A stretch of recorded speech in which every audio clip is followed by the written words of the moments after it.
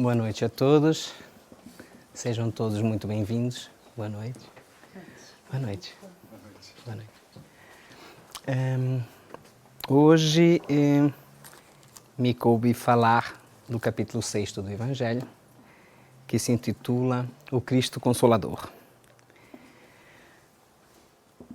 É um assunto extremamente grato para mim, porque eu amo Jesus cá do fundo. E vocês me perdoem se por acaso eu me emocionar. E antes de começar, apresentando a palestra que eu preparei, na semana passada a Lívia falou de Emmanuel, na palestra em francês. E para começar, eu gostava de ler duas passagens de um dos primeiros livros que Emmanuel escreveu através de Chico Xavier, que se intitula Há 2000 anos, que quem ainda não leu, está na hora de ler, mas se prepare porque se vai emocionar. E Públio Lentulus foi um senador romano. E porque a filha sofria de lepra, ele foi até a Galileia. Porque o tempo era mais ameno, a temperatura era mais amena, ela achava que estaria melhor do que em Roma e que a menina iria melhorar. Entretanto, o que acontece é que aconteceu exatamente o oposto daquilo que ele pensava. Com a temperatura alta, a lepra se desenvolveu mais depressa e a menina chegou mesmo a um ponto de quase desencarnar, quase partir. Então, nesse momento de sofrimento, como todos os pais a gente sabe qual é o sofrimento, eu vou ler então um pouco dessa passagem. Nesse Comenos, o senador, após as despedidas de Sulpício, busca o apartamento da pequena enferma, satisfazendo a sua ansiedade paternal. Diante dele, calam-se as duas mulheres, que era a esposa e a ama, a aia. Entregando-se tão somente aos afazeres que as retinham junto ao leito da pequenina, agora gemendo dolorosamente.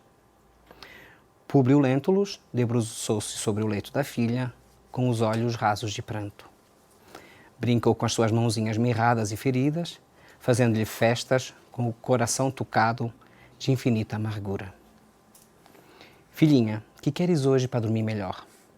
Perguntou com a voz estrangulada, arrancando lágrimas dos olhos de Lívia.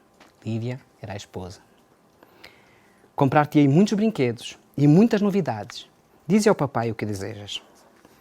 Copioso suor empastava as excreções ulcerosas da doentinha, que deixava transparecer a angustiosa ansiedade. Notava-se-lhe grande esforço, como se estivesse realizando o impossível para responder à pergunta paterna. Fala, filhinha, murmurava Públio, sufocado, observando-lhe o desejo de expressar qualquer resposta. Buscarei tudo o que quiseres. Mandarei a Roma um portador especialmente para trazer todos os teus brinquedos.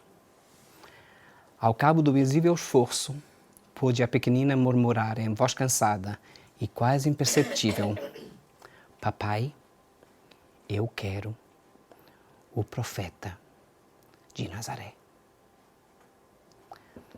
O senador baixou os olhos, humilhado e confundido, em face do imprevisto daquela resposta, enquanto Lívia e Ana, como se fossem tocadas por força invisível e misteriosa, pelo inopinado da cena, escondiam o rosto inundado de pranto.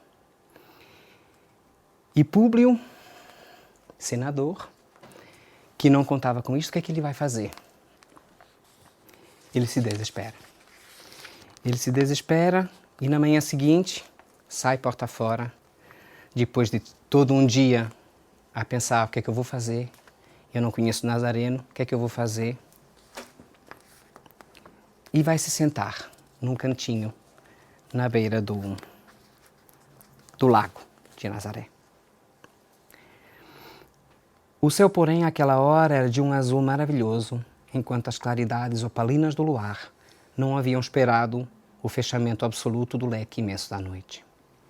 O senador sentiu o coração perdido num abismo de cogitações infinitas, ouvindo-lhe o palpitar descompassado do peito opresso. Dolorosa emoção lhe compungia agora as fibras mais íntimas do espírito. Apoiara-se insensivelmente num banco de pedras enfeitado de silvas e deixara-se ali ficar, sondando o ilimitado do pensamento. Nunca experimentara sensação idêntica, senão no sonho memorável relatado unicamente a Flamínio. Recordava-se dos menores feitos da sua vida terrestre, afigurando-se-lhe haver abandonado temporariamente o cárcere do corpo material. Sentia profunda êxtase diante da natureza e das suas maravilhas, sem saber como expressar a admiração e o reconhecimento aos poderes celestes. Tal a clausura que sempre mantivera o coração insubmisso e orgulhoso. Das águas mensas do lago de Genezaré, parecia-lhe emanarem suavíssimos perfumes, casando-se deliciosamente ao aroma agreste da folhagem. Foi neste instante que, com o espírito como se estivesse sob o império de estranho e suave magnetismo, ouviu passos brandos de alguém que buscava aquele sítio. Diante de seus olhos ansiosos, destacara a personalidade inconfundível e única. Tratava-se de um homem, ainda moço, que deixava transparecer nos olhos profundamente misericordiosos uma beleza suave e indefinível. Longos e sedosos cabelos moldavam-lhe o semblante compassivo, como se fossem fios castanhos, levemente dourados por luz desconhecida. Sorriso divino, revelando ao mesmo tempo bondade imensa e singular energia, irradiava da sua melancólica e majestosa figura uma fascinação irresistível. Públio Lentulus não teve dificuldade em identificar aquela criatura impressionante. Mas no seu coração marulhavam ondas de sentimento que até então lhe eram ignoradas. Nem a sua apresentação a Tibério, mas as magnificências de Capri lhe haviam imprimido tal emotividade ao coração. Lágrimas ardentes rolavam-lhe dos olhos, que raras vezes haviam chorado, e força misteriosa e invencível fê-lo ajoelhar-se na relva lavada de luar. Desejou falar, mas tinha o peito sufocado e opreso. Foi quando então, num gesto de doce e soberana bondade, o meigo Nazareno caminhou para ele. Qual visão concretizada de um dos deuses de suas antigas crenças. E pousando carinhosamente a destra na sua fronte, exclamou em linguagem encantadora, que Públio entendeu perfeitamente, como se ouvisse o idioma patrício, dando-lhe a inesquecível impressão de que a palavra era de espírito para espírito e de coração para coração. Senador, por que me procuras? E espraiando o olhar profundo na paisagem, como se desejasse que a sua voz fosse ouvida para todos os homens do planeta, rematou com soberana nobreza. Fora melhor que me procurasses publicamente e na hora mais clara do dia, para que pudesses adquirir de uma só vez e para toda a vida a lição sublime da fé e da humildade. Mas eu não vim ao mundo para derrogar as leis supremas da natureza e venho ao encontro do teu coração desfalecido. Públio Lentulus nada pôde exprimir. Além das suas lágrimas copiosas, pensando amargamente na filhinha, mas o profeta, como se prescindisse das suas palavras articuladas, continuou. Sim, não venho buscar o homem de Estado, superficial e orgulhoso, que só os séculos de sofrimento podem encaminhar ao regaço de meu pai. Venho atender às súplicas de um coração desditoso e oprimido. E ainda assim, meu amigo, não é o teu sentimento que salva a filhinha leprosa e desvalida pela ciência do mundo, porque tens ainda a razão egoísta e humana. É sim a fé e o amor de tua mulher, porque a fé é divina.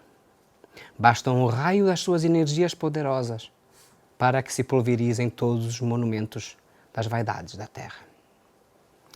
Comovido e magnetizado, o senador considerou, intimamente, que seu espírito pairava numa atmosfera de sonho, tais as comoções desconhecidas, e imprevistas que se lhe represavam no coração, querendo crer que os seus sentidos reais se achavam travados num jogo incompreensível de completa ilusão. Não, meu amigo, não estás sonhando, exclamou o meigo e enérgico mestre, adivinhando-lhe os pensamentos.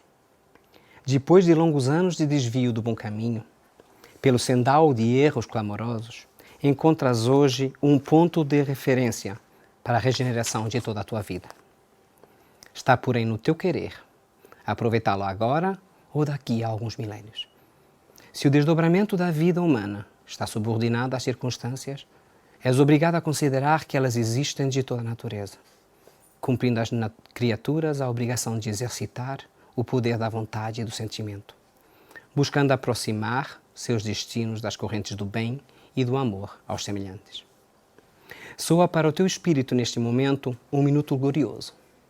Se conseguires utilizar a tua liberdade para que seja ele, em teu coração, doravante, um cântico de amor, de humildade e de fé, na hora interminável da direção dentro da eternidade. Mas ninguém poderá agir contra a tua própria consciência, se quiseres desprezar indefinidamente este minuto ditoso. Pastor das almas humanas desde a formação deste planeta há muitos milênios, venho procurando reunir as ovelhas tresmalhadas, tentando trazer-lhes ao coração as alegrias eternas do reinado de Deus e da justiça. Públio fitou aquele homem extraordinário, cujo desassombro provocava admiração e espanto. Humildade? Que credenciais lhe apresentava o profeta para lhe falar assim? E ele, senador do império, revestido de todos os poderes diante de um vassalo? Num minuto lembrou a cidade dos Césares, coberta de triunfos e glórias, cujos monumentos e poderes acreditava naquele momento serem imortais. Todos os poderes do teu império são bem fracos e todas as suas riquezas bem miseráveis. As magnificências dos Césares são ilusões efêmeras de um dia, porque todos os sábios, como todos os guerreiros, são chamados de um momento oportuno para os tribunais da justiça de meu Pai, que está nos céus. Um dia deixarão de existir as suas águias poderosas sob um punhado de cinzas misérrimas. Suas ciências se transformarão ao sopro dos esforços de alguns trabalhadores mais dignos do progresso. Suas leis iníquas serão tragadas pelo abismo tenebroso desses séculos de impiedade, porque só uma lei existe e sobreviverá aos escombros da inquietação do homem, a lei de amor, instituída por meu Pai desde o princípio da criação. Agora volta ao lar, consciente da responsabilidade do teu destino. Se a fé instituiu na tua casa o que consideras alegria com o restabelecimento da tua filha, não te esqueças de que isso representa um agravo de deveres para o teu coração diante de nosso Pai Todo-Poderoso. E aí o senador voltou para casa. E chegando a casa, a minha estava muito melhor. E continuou se recompondo, se recompondo, se recompondo. E ao fim de alguns dias estava curada. Esse é o Cristo misericordioso de que hoje a gente vai falar. E essa lição para Públio Lentulus não chegou. Conforme a Lívia falou na semana passada, depois disso ele teve várias outras encarnações. 50 anos depois ele encarnou como escravo, porque nessa mesma encarnação ele ainda passou por muito sofrimento. E o exemplo de ter enfrentado Jesus, de ter encontrado com Jesus, não chegou para ele. Ele precisou de mais algumas vidas para aprender. Mas, no entanto, alguns dias depois,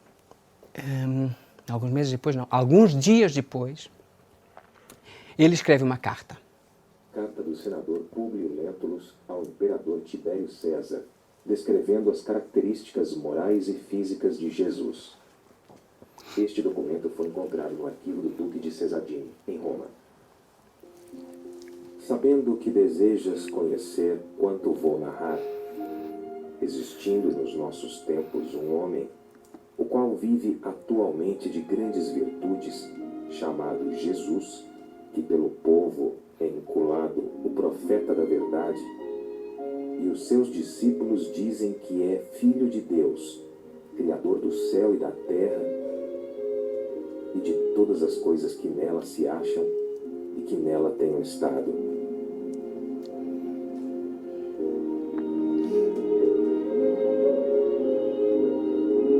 Em verdade, ó César, cada dia se ouvem coisas maravilhosas desse Jesus. Ressuscita os mortos, cura os enfermos. Em uma só palavra, é um homem de justa estatura e é muito belo no aspecto. E há tanta majestade no rosto que aqueles que o veem são forçados a amá-lo ou temê-lo. Tem os cabelos da cor amêndoa bem madura, são distendidos até as orelhas, e das orelhas até as espáduas são da cor da terra, porém mais reluzentes. Tem no meio de sua fronte uma linha separando os cabelos, na forma em uso nos nazarenos. Seu rosto é cheio, o aspecto é muito sereno. Nenhuma ruga ou mancha se vê em sua face, de uma cor moderada. O nariz e a boca são irrepreensíveis. A barba é espessa, mas semelhante aos cabelos, não muito longa, mas separada pelo meio. Seu olhar é muito afetuoso e grave. Tem olhos expressivos e claros. O que surpreende é que resplandecem no seu rosto como os raios do sol, porém ninguém pode olhar fixo o seu semblante, porque quando resplandece, apavora, e quando ameniza, faz chorar. Faz-se amar e é alegre com gravidade. Disse que nunca ninguém ouviu rir, mas antes chorar. Tem os braços e as mãos muito belos. Na palestra contenta muito, mas o faz raramente, e quando dele se aproxima, verifica-se que é muito modesto na presença e na pessoa. É o mais belo homem que se possa imaginar, muito semelhante à sua mãe, a qual é de uma beleza rara, não se tendo jamais visto por estas partes uma mulher tão bela. Porém, se a majestade tua, ó César, deseja vê-lo, como no aviso passado escreveste, dá-me ordens que não faltarei de mandá-lo o mais depressa possível. De letras, faz-se admirar de toda a cidade de Jerusalém. Ele sabe todas as ciências e nunca estudou nada. Ele caminha descalço e sem coisa alguma na cabeça. Muitos se riem vendo-o assim. Porém, em sua presença, falando com ele, tremem e admiram. Dizem que um tal homem nunca fora ouvido por estas partes. Em verdade, segundo me dizem os hebreus, não se ouviram jamais tais conselhos de grande doutrina como ensina este Jesus. Muitos judeus o têm como divino e muitos me querelam, afirmando que é contra a lei de tua majestade. Eu sou grandemente molestado por estes malignos hebreus. Diz-se que este Jesus nunca fez mal a quem quer que seja, mas ao contrário, aqueles que o conhecem e com ele têm praticado, afirmam ter dele recebido grandes benefícios e saúde. Porém, à tua obediência estou prontíssimo. Aquilo que tua majestade ordenar será cumprido. Vale da majestade tua, fidelíssimo e obrigadíssimo, Públio Lentulus, senador romano, presidente da Judéia.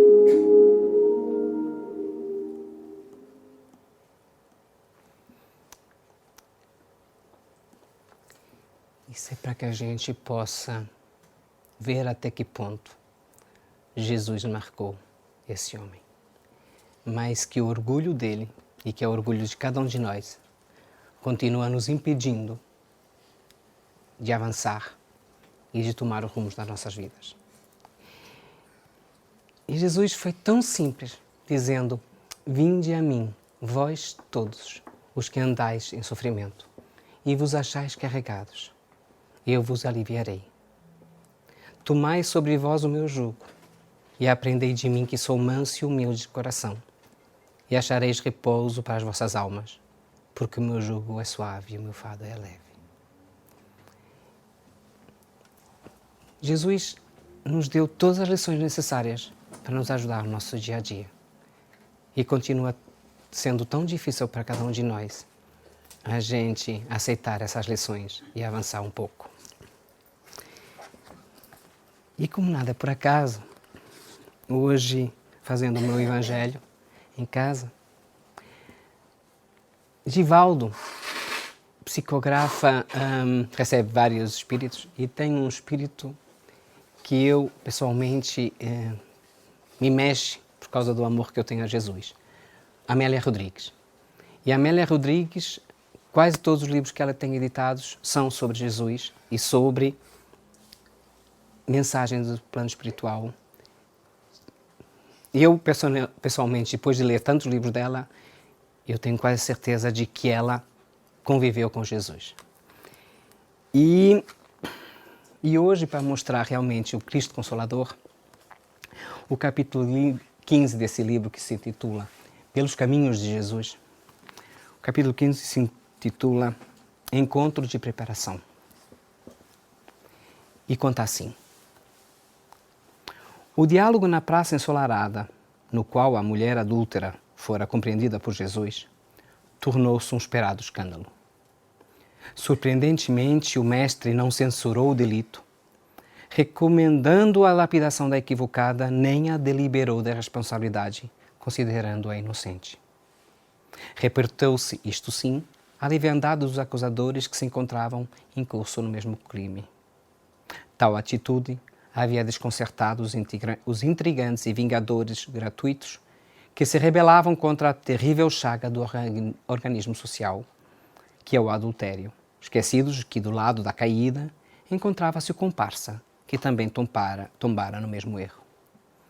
Passada a surpresa e debandada a multidão, sedenta de sangue, e porque a sós com a infortunada o Senhor recomendou-lhe que não voltasse a pecar, a fim de que não lhe acontecesse mal pior, conforme era habitual. Naquela noite, no entanto, quando o episódio já esmaecia, inclusive entre os discípulos, a mulher, decidida a imprimir novo rumo à existência, procurou o divino amigo na residência que o acolhia. Demonstrando no constrangimento que exteriorizava todo o drama e o sofrimento maceradores, solicitou e conseguiu uma entrevista com aquele, graças a cuja interferência tivera a vida poupada. Considerando a angústia que a apunhalava, o Senhor ensejou-lhe o início da conversa e da edificação, saudando-a com o carinho e sem afetação. Rogo perdão, disse ela reticente, por vir perturbar-vos a paz. A verdadeira paz, retrucou-lhe calmo, é a que flui do coração, aclimatado ao culto do dever, que nada perturba. Fala tranquila e eu te ouvirei. Sinto-me aturdida, respondeu-lhe em pranto, sem saber que rumo dar à minha existência. Lutei muito antes de tombar. O sedutor rondou-me os passos como lobo voraz ante a presa invigilante. Meu esposo, passados os primeiros dias da novidade conjugal, retornou às noitadas alegres, deixando-me em solidão.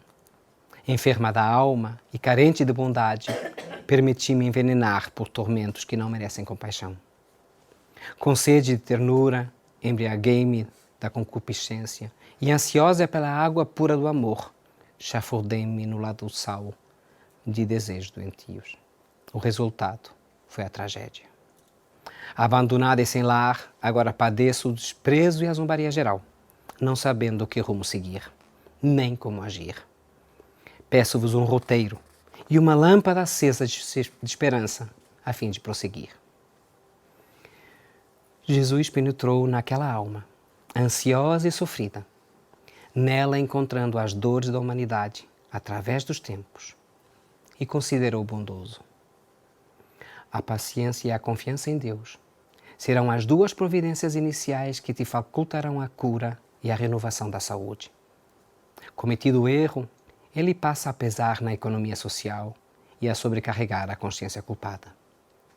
Não são de importância o que os outros pensam de nós e a cobrança pela impiedade com que desejam fazer justiça. O problema íntimo é vital.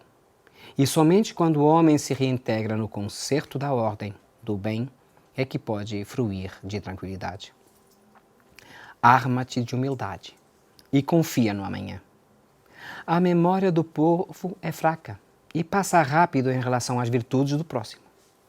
Todavia é firme, clara e duradoura na referência às faltas alheias, sempre recordadas com o ácido da acusação e os acepipes da malícia.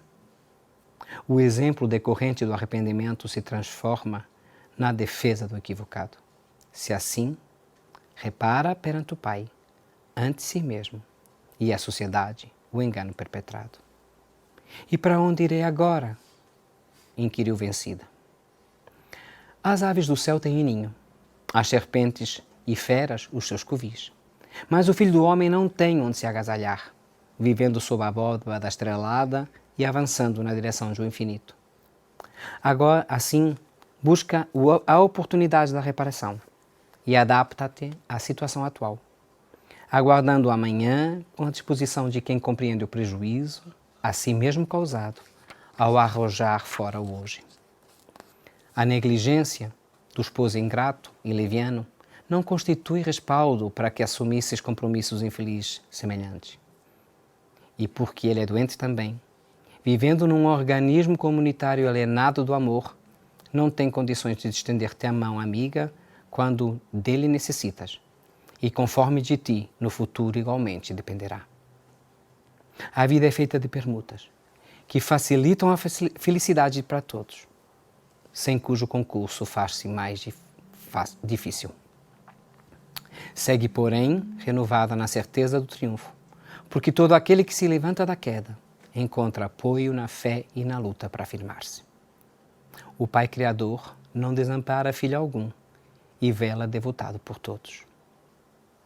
Fazendo-se um silêncio natural, profundo e tocante, foi a mulher quem o arrebatou, rogando: permite-me seguir-vos na minha pequenez e dai-me a vossa bênção.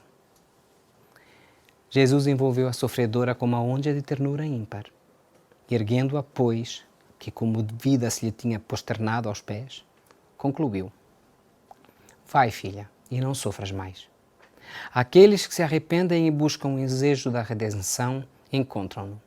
Há sempre um lugar no rebanho do amor para as ovelhas que retornam e desejam avançar. Onde quer que vás, eu estarei contigo. E a luz da verdade, no archote do bem, brilhará à frente, clareando o teu caminho. No céu silencioso, a sinfonia dos astros espalhava a luz cintilante, apontando o futuro. 10 anos depois, na cidade de Tiro, uma casa humilde de aspecto e rica de amor recolhia peregrinos cansados e enfermos sem ninguém. Uma mulher que traía na face desgastada vestígios de grande beleza em decadência. Reunia ali os infelizes, limpando-lhe as chagas e falando-lhes de Jesus. Tornara-se por isso querida e respeitada de todos. Num cair da tarde amena, chegou trazido por mãos piedosas um homem chagado. Em extrema penúria, quase morto, sobre o fardo das 1000 vicissitudes. Recolhido com carinho, teve as úlceras lavadas e aliviadas com unguentos medicamentosos, recebendo o caldo reconfortante das mãos da caridade. Quando se recobrou um pouco do desalento que o vitimava, ouviu a mensagem de encorajamento em nome de Jesus, enunciada com unção e carinho pela desconhecida benfeitora. Emocionado e quase sem vitalidade, indagou interessado: esse Jesus a quem vos referis é o Galileu que foi crucificado em Jerusalém? Sim, é ele mesmo. Morreu por nós, mas volveu ao nosso convívio para nunca mais deixar-nos. E vós? O conheceste para teres a certeza de que os seus ensinos são verdadeiros? Sim, eu o conheci oportunamente quando ele a mim me salvou. Eu também tive a honra de o conhecer, respondeu o moribundo, quase sem forças. Mas não soube beneficiar-me. A vós ele salvou, Mas eu, egoísta e mau, o detestei, afastando-me da sua presença, confuso e amargurado. Que vos fez ele, para que fugisseis magoado? Salvou a minha mulher, que adulterara contra mim e não me concedeu uma palavra sequer de consolação. Não pude compreendê-lo então.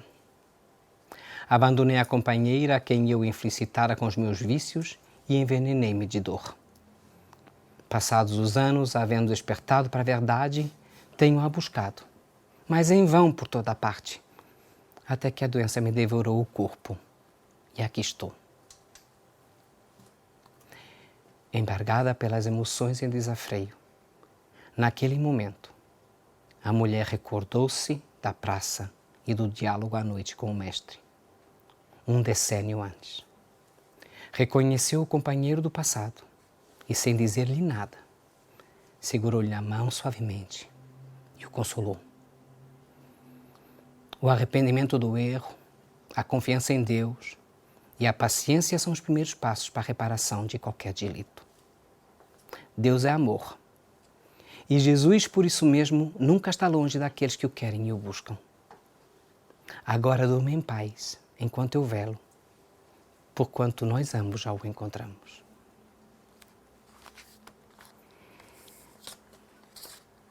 Jesus antes tinha lhe dito a ela que no dia em que ele precisasse, ele estaria nos braços dela. E 10 anos depois, ele se encontra nos braços dela, necessitando de ajuda. Esse é o Cristo Consolador. Esse é o Cristo que está preparado para todos os dias nos acolher em seus braços e nos dar tudo aquilo que a gente necessita. Esse é o Cristo que nos abraça. Todos os sofrimentos, misérias, decepções, dores físicas, perda de entes queridos, encontram a sua consolação na fé no futuro, na confiança e na justiça de Deus que Cristo veio ensinar aos homens. Está tão difícil ainda. Há 2000 anos, Jesus matou a morte. Jesus mostrou que a morte não existe. 3 dias depois da morte física, ele ressuscitou e voltou. E a gente continua não conseguindo compreender de que a morte não existe, de que a vida é eterna. E que depois desta passagem que estamos todos aqui, a vida continua. Porém, aquele que não espera nada após esta vida, ou que simplesmente duvida, as aflições pesam muito mais e nenhuma esperança vem suavizar a sua amargura. Cabe a nós, espíritas, ajudar esses nossos irmãos. Tem muita gente da nossa convivência, do nosso dia a dia, que não acredita na vida após a morte, que não acredita que existe algo depois. Para eles é um sofrimento, para eles é uma amargura. As aflições não têm explicação, é difícil. E eis foi o que fez Jesus dizer: vinde a mim, vós todos os que andais em sofrimento, e vos achais carregados, eu vos aliviarei. Porque Jesus, como Espírito de luz, ele já passou por tudo aquilo que a gente já passou, está passando nesse momento. Portanto, ele sabe perfeitamente o que é que nós todos estamos sentindo. E ele sabe que com o seu amor, com o seu carinho, ele pode nos ajudar. Ele pode nos compreender. No entanto, Jesus coloca uma condição à sua assistência e à felicidade que promove aos aflitos. E essa condição está na lei que ele ensina. O seu jugo é a obediência a essa lei. Mas esse jugo é leve e a lei, esse jugo é suave e a lei é leve, uma vez que impõe por dever o amor e a caridade. Jesus não nos pede nada de extraordinário. O nosso problema é que ainda está difícil amar. Nós ainda não conseguimos amar. E amar é nos doar. O que Jesus fez? Jesus veio e se doou para todos nós. E é isso que nós precisamos fazer. Nas nossas relações em casa, nas nossas relações no trabalho, nossas relações com amigos. Se a gente se doar, a gente está amando. E se doar sem esperar algo em troca. Porque nunca ninguém nos vai fazer da mesma forma que nós fazemos. Nem podemos esperar no outro aquilo que nós gostaríamos que se calhar nem nós somos capazes de fazer. E o Espiritismo vem no tempo previsto. Realizar a promessa do Cristo. E o Espírito de verdade preside ao seu estabelecimento. Chama os homens à observância dessa lei e ensina todas as coisas ao fazer entender que o Cristo disse apenas por parábolas. Porque Cristo disse que ouçam os que têm ouvidos para ouvir. Então nós somos todos surdos. A gente não está conseguindo ouvir aquilo que ele falou há 2000 anos. E o Espiritismo vem abrir os olhos e os ouvidos, pois fala de forma direta e objetiva. Ele ergue o véu deixado propositadamente em alguns mistérios. Porque Jesus, de facto, naquela altura, não servia de nada ele nos dizer aquilo que o Espiritismo nos disse. Nós não estávamos capazes de entender naquela altura. E vem, enfim, trazer uma consolação suprema aos deserdados da terra e a todos os que sofrem, dando uma causa justa e um objetivo útil para todas as dores. E Jesus diz, bem-aventurados os aflitos, pois serão consolados. Mas como se achar feliz por sofrer, se não se sabe por que se sofre? E o Espiritismo mostra a causa nas existências anteriores e na destinação da Terra, onde o homem sofre as consequências do seu passado. É difícil, para quem não é espírita, entender por que sofro. Eu nessa vida não fiz nada de mal. Por que eu estou sofrendo aquilo que eu estou sofrendo? Só o Espiritismo, explicando as diversas encarnações, explicando que a gente está sempre em constante evolução, em constante progresso. É aí que estão muitas das dívidas do passado. É aí que estão muitas das dores que a gente está passando hoje em dia. Porque senão, realmente, nós não conseguimos compreender as catástrofes, as intempéries, as mortes em série. Eu, em 2011, quando foi do ataque às Torres Gêmeas, eu não era espírita. Eu não conseguia entender como é que Deus permite que 3.000 pessoas morram num mesmo dia, numa mesma hora, num momento, num ataque terrorista. Hoje entendo. A minha visão ainda está muito pequenina porque eu ainda só consigo ver com esses olhos humanos que todos nós vemos. Mas eu já consigo entender que a espiritualidade trabalha de uma forma tão bem organizada que naquele momento, naquelas 2 torres, estavam 3.000 pessoas que precisavam partir para o plano espiritual. E que partiram. Aqueles terroristas podiam ter optado não fazer o atentado. Assim como todos nós que crucificamos Cristo, ele, antes de ser crucificado, ele avisou que ia ser crucificado. Ele avisou tudo o que se ia passar. E, no entanto, ninguém ouviu nada daquilo que ele disse. E o crucificaram. Ou o crucificamos, porque nós fazíamos parte daqueles que lá viveram naquela altura. Vamos continuando sem ouvir aquilo que Jesus nos diz? E o Espiritismo nos mostra o objetivo no qual os sofrimentos são como crises salutares que levam à cura e à purificação que garante a felicidade nas existências futuras. O homem compreende que mereceu o sofrimento e que o acha justo e sabe que esse sofrimento é a ajuda no seu adiantamento. E aceita-o sem lamentações, como o trabalhador aceita a tarefa que lhe garante o salário. Assim o Espiritismo realiza o que Jesus disse sobre o Consolador prometido. O conhecimento das coisas, que faz com que o homem saiba de onde vem, para onde vai.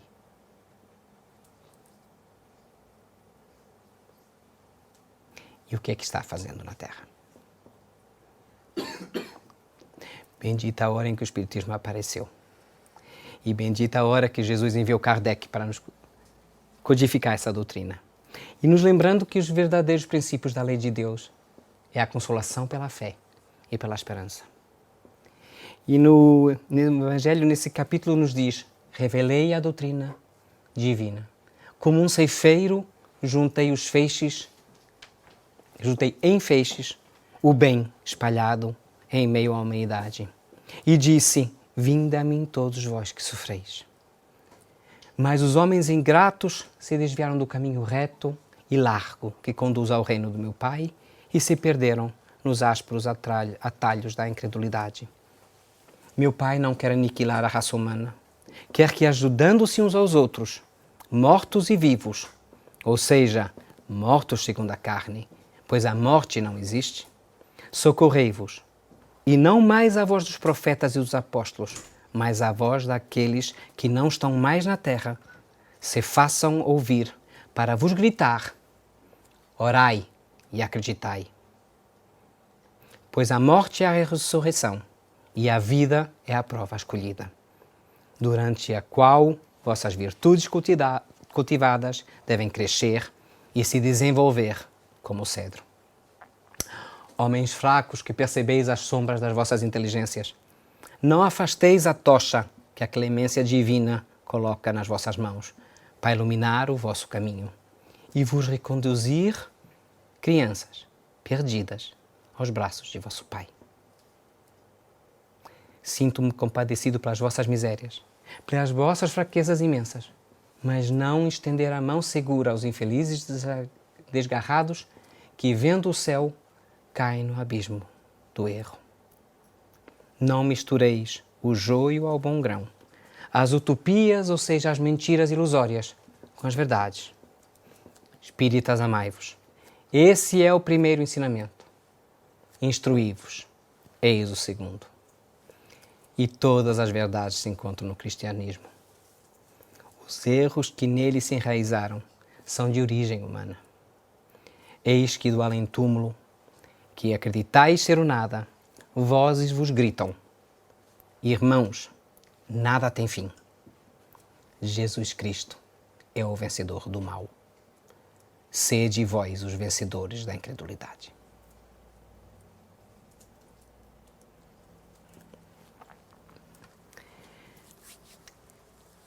Jesus,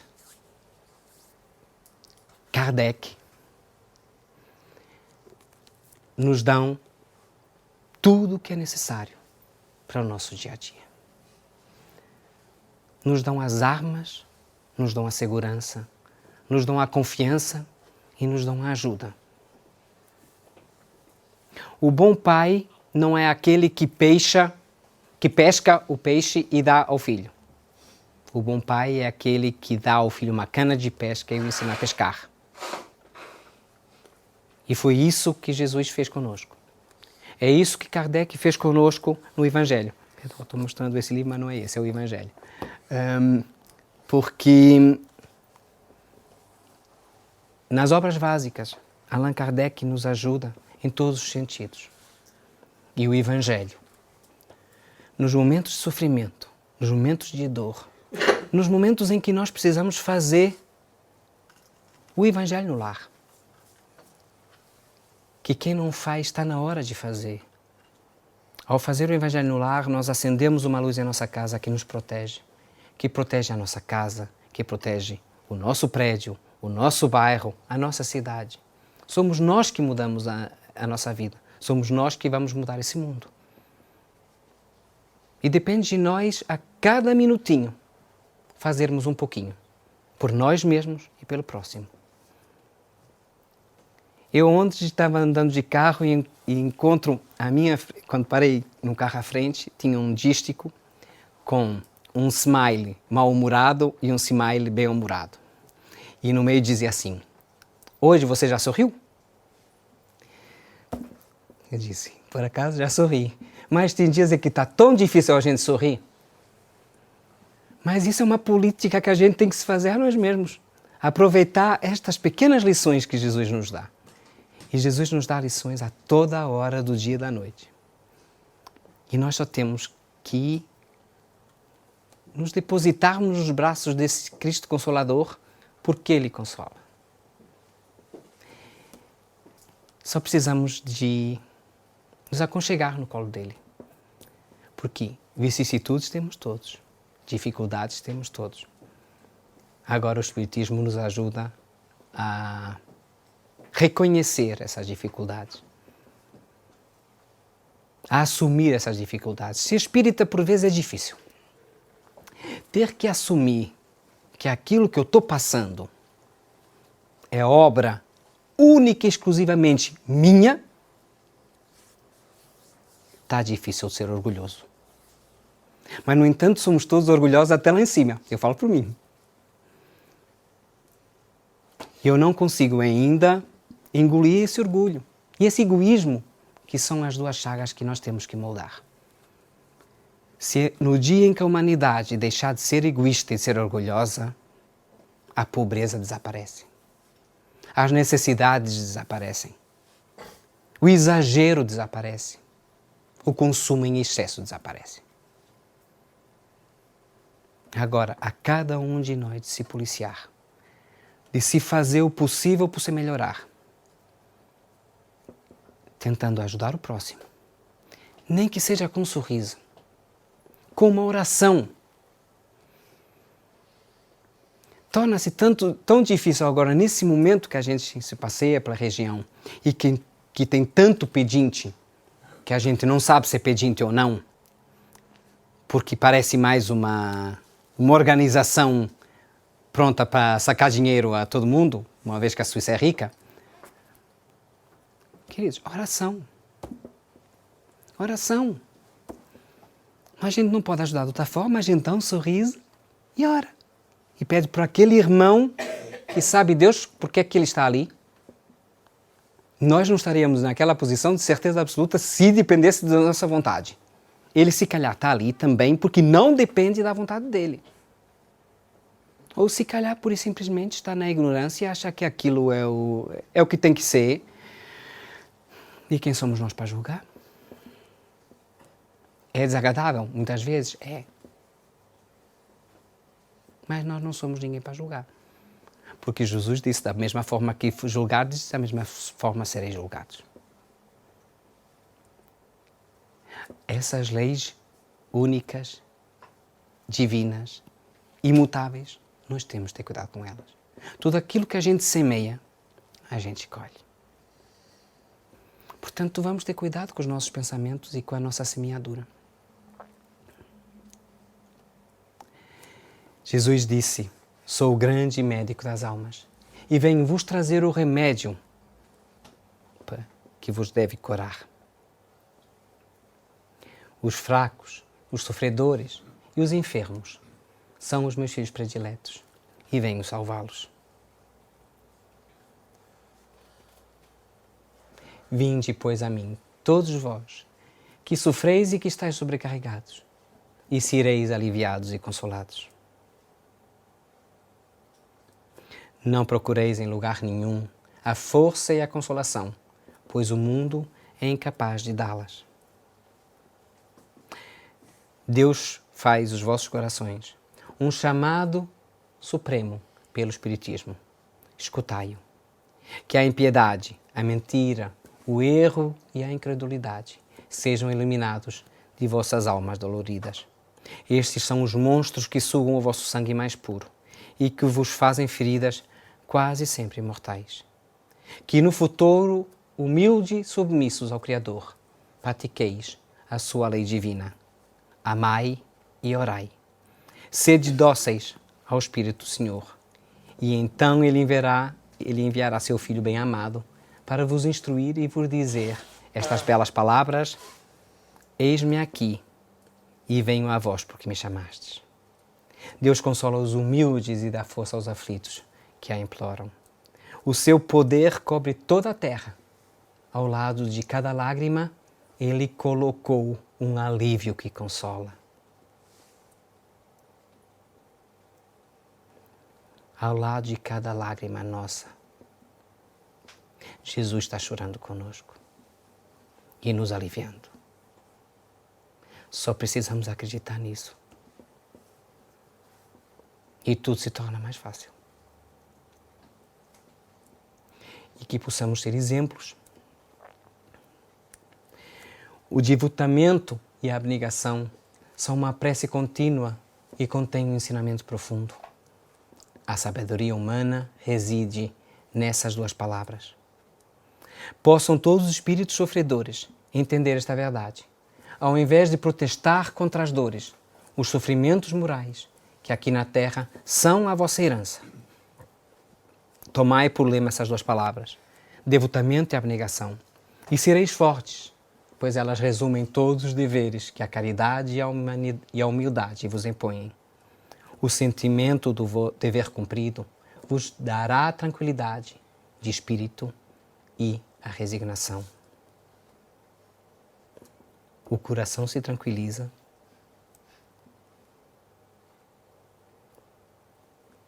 a alma se acalma e não há mais desânimos. Porque o corpo é menos atingido pelos golpes recebidos, quanto mais fortalecido se sente o espírito. Portanto, vamos fortalecer o nosso espírito. Vamos fazer um esforço por nós mesmos.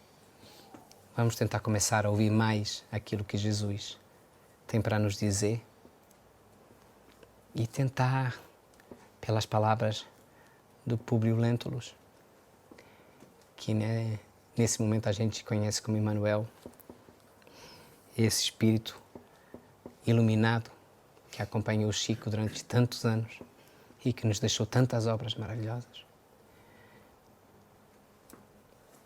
E obrigado a Jesus. Obrigado pela vossa atenção. E se vocês quiserem comentar alguma coisa, temos 5 minutinhos.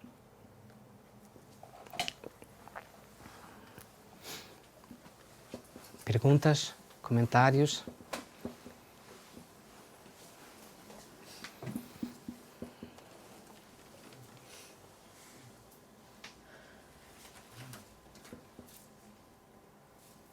Tudo bem? Vamos fazer então a nossa prece de encerramento e depois passamos para o passe. Vamos então fechar os nossos olhos.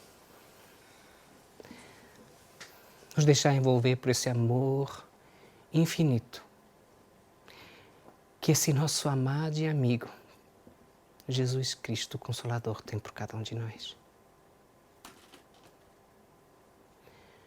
Mestre amado, quantas dádivas, Senhor. Não tem palavras para a gente te agradecer a oportunidade dessa encarnação. A oportunidade desses momentos vividos nessa casa. E a oportunidade de cada segundo dessa vida em que o teu amor se faz presente, em que a tua luz nos ilumina, em que à frente de uma pleiade de espíritos de luz, tu velas por essa humanidade.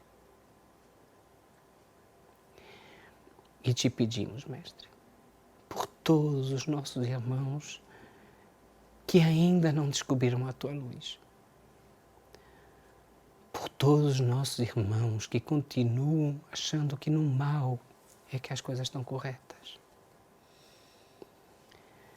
Nós sabemos, Mestre, que tu os envolves com teu amor. Nós te pedimos que nós sejamos capazes de compreendê-los. Que nós sejamos capazes de compreender aqueles que tanto fazem mal uns aos outros. E te pedimos ao mesmo tempo que a tua luz os envolva, para que eles possam encontrar o amor do Pai. Que eles possam encontrar até que ponto eles estão errados. E que o amor que nós hoje e nesse momento emanamos de aqui possa envolver os nossos familiares, os nossos amigos, os nossos afetos e principalmente os nossos desafetos. aqueles a quem tanto magoamos nesta e noutras vidas, Mestre. Que possam compreender que nós estamos nos esforçando para evoluir, que estamos talvez só gatinhando, começando a andar, mas estamos nos esforçando. E que estamos lutando para não sermos de novo a força do mal nessa terra. Que sejamos a promessa do bem, que sejamos o amor que Tu nos deste de exemplo, que sejamos a luz que Tu nos transmites. Que hoje possamos sair daqui iluminados, por dentro e por fora, Mestre. Capazes de espalhar esse Teu amor por toda a terra. Nós Te damos graças, Senhor, hoje e para todo sempre. Que assim seja.